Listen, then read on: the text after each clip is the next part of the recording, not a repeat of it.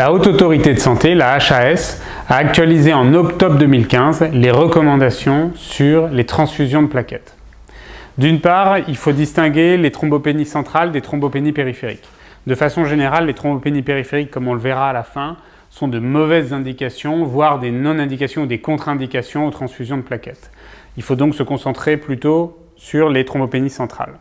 Les thrombopénies centrales sont très souvent d'origine oncologique.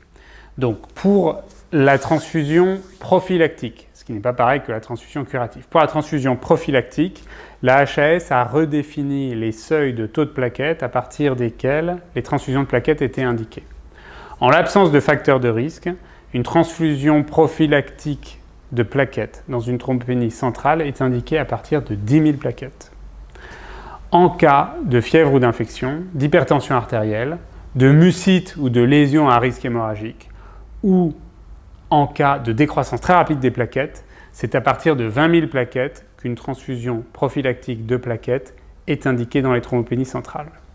Enfin, troisième cas de figure, en cas de CIVD ou de gestes invasifs indiqués, comme une ponction lombaire, c'est à partir de 50 000 plaquettes que la Haute Autorité de Santé recommande de transfusion des plaquettes de façon prophylactique. Là encore, on est toujours dans les thrombopénies centrales.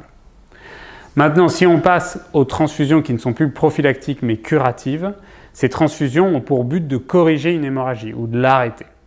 Et là, il n'y a pas de seuil de plaquettes défini, mais c'est la gravité de l'hémorragie qui pose l'indication de la transfusion de plaquettes.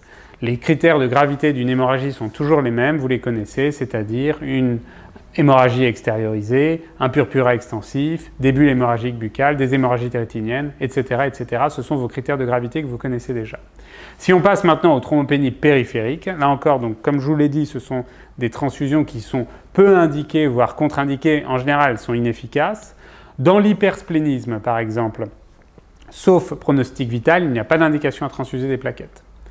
Dans la CIVD, c'est le traitement de la cause qui, en général, permet d'arrêter l'hémorragie et la transfusion de plaquettes n'est là encore pas indiquée. Dans le purpura thrombopénique auto-immun, les plaquettes transfusées sont très rapidement détruites. La transfusion de plaquettes n'est pas indiquée, sauf risque vital immédiat. Et enfin, dans les causes médicamenteuses, elles sont là aussi rarement nécessaires. Et dernièrement, dans les MAT, les microangiopathies thrombotiques, là, les transfusions de plaquettes sont carrément contre-indiquées car elles aggravent la microangiopathie thrombotique et elles dégradent le pronostic.